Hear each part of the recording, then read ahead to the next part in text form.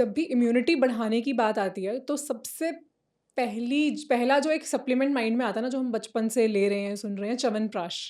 सो च्यवनप्राश कितना इफेक्टिव होता है? Chyawanprash is a very good product. Everybody knows that. But it was made for ऋषि च्यवन हम्म, जब उन्होंने बहुत ओल्ड एज तक हम्म, बहुत तपस्या की, हम्म, वृद्धावस्था तक जब उन्होंने तपस्या की, तो suddenly like at a very old age वो दोबारा से यंग होना चाहते थे, अपनी बॉडी को रिजुविनेट करना चाहते थे। उन्होंने ओके। वैद्य अश्विनी कुमारों को बोला हाँ, कि हाँ। आप मेरे लिए एक अच्छा सा प्राश बनाओ कि मैं दोबारा ओके। यूथ हो जाऊं, ओके। यंग हो जाऊं। तो हाँ। उनके लिए च्यवनप्राश बनाया गया फॉर रिजुविनेशन। हम्म, बट अगर आप रेशा जुकाम, जिसके लिए मेजरली च्यवनप्राश को यूज किया जाता है, हम्म, वो रेशा जुकाम बार बार chronic cold and sinusitis and allergic rhinitis के लिए जो है, we need to give certain herbs like चित्रखड़ित की, हरिद्रा, कंटकारी, वासा, ऐसी बहुत सारी हर्ब्स देने की ज़रूरत है जिससे कि उनका ये दुष्ट प्रतिशाय जो है वो ठीक हो। और ओके। ये सारी हर्ब्स ऐसी हैं जिनको अगर आपको कॉमन कोल्ड भी हो रहा है, जो नॉर्मल जैसे जो सबको होता राइट। है, उसमें भी ये बहुत हेल्प करती हैं। हम्म, बेसिकली उसके लिए ये स्पेशलाइज्ड हर्ब्स हैं, जो हम्म, इसी किस रेशो में डलनी है, ये सारा कुछ हमने, बिकॉज़ हम लोग इतने सालों से प्रैक्टिस ही रेशा जुकाम के पेशेंट्स पे कर रहे हैं, जो हम्म, बार-बार चाहे वो एक्यूट कोल्ड हो, चाहे वो हम्म, क्रॉनिक कोल्ड हो। हम्म। अब हम डिस्कस करते हैं कुछ घरेलू नुस्खे जैसे होते हैं। नज़ला, खाँसी, ज़ुकाम के लिए बहुत सारी चीज़ें हम करते हैं। मुझे याद है बचपन में मेरी मम्मी वो शीरा बनाती थी। बेसन का शीरा, घी डाल के, उसमें थोड़े से बादाम डाल के, तो वो कई बार हम सिर्फ़ एक्टिंग में ही ताकि मिल जाए ले लेते थे। बहुत हुँ, टेस्टी लगता था। हुँ। इस तरह के क्या और थोड़े घरेलू नुस्खे या उपाय हो सकते हैं जो लोग इसके साथ-साथ फ़ॉलो करें तो उनके लिए अच्छा होगा? एक तो जो सारे नज़ला, ज़ुकाम, क्रॉनिक कोल्ड, इवन सारे कफ़ज व्याधि के जो बाकी भी पेशेंट्स हैं, उनके लिए सबसे बेस्ट, जैसे मैंने बताया, सुबह उठते ही सबसे पहले नाक में 2-2 बूंदें देसी गाय का देसी घी हुँ, सुबह उठ के ज़रूर डालें। ओके, आपकी सारे नेज़ल साइनसेस को, आपके सूक्ष्म जो चैनल्स हैं, उनमें से जाके आपके ठीक है, उदर शत्रुगत सारे रोगों में हेल्प करेगा। ओके, उसके अलावा आप दिन में हमेशा ल्यूकवार्म वाटर पिएँ। ओके, जो ये आप बात कर रहे हैं सीरा, ये हुँ, बहुत अच्छा है क्योंकि हुँ, बेसन हमारे लिए अच्छा है, कफ़ज व्याधियों में सब में हुँ, अच्छा है। उसके अलावा हम लोग पेशेंट्स को बोलते हैं कि आप काली दाल, राजमा, अरबी, भिंडी, ऐसी हुँ, चीज़ें थोड़ी अवॉइड करें, जो अच्छा, आपकी बॉडी में भारीपन लाती हैं, ओके, स्लगिशनेस आती है। ओके। उससे ये सारे कफ़ के विकार थोड़े बढ़ते हैं। उसका कफ से क्या रिलेशन है?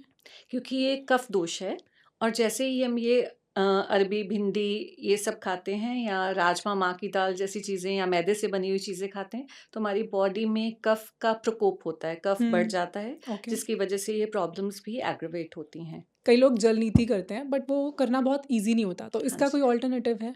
हाँ जी, जल नीति का जो अल्टरनेटिव है वो बहुत ईज़ियर वे से, आप नमक वाला कोसा पानी, बेस्ट है कि आपके जो टैप है उसमें गर्म पानी तो आ रहा है, शैंक पे हर रोज़ नमक रखें, हो सके तो सेंधा नमक रखें। पानी में नमक मिलाएँ, हाथ से उठाएँ और 2-3 बार नेज़ल रिंसिंग कर लें। जब ओके, आपको लगे आपके ऊपर जा रहा है, गोता आ रहा है, तो साथ ही बाहर सुंगड़ दें। ओके, तो ऐसे ओके। 2-3 बार करें, ये शॉर्टकट टू नीति है, इट रियली नाइस, हेल्प्स, और सुबह जो नाइस। आपने घी लगाया है, वो भी बाहर वो निकल भी बाहर जाएगा। आ जाएगा। और सारे डस्ट, एलर्जेंस, माइट्स जो भी लगे हुँ, सब बाहर आ जाएँगे।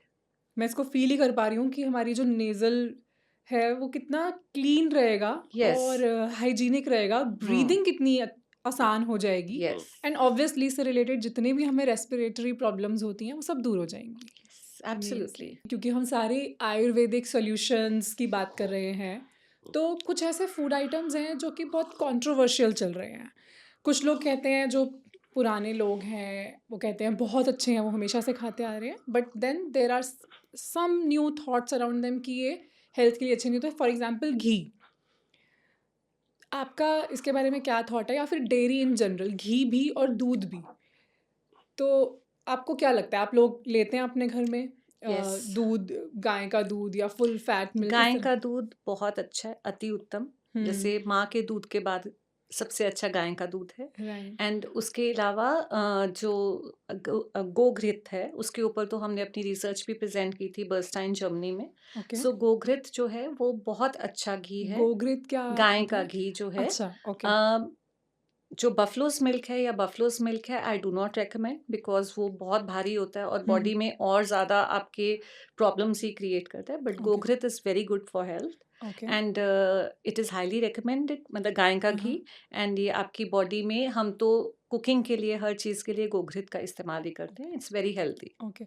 कुछ लोगों को जिनको एलर्जी होती है डेयरी से, या लैक्टोज़ लैक्टोज़ इंटॉलरेंस या इंटॉलरेंट होते हैं, तो हाँ, सो वो दे क्या हैव कर टू सकते अवॉइड।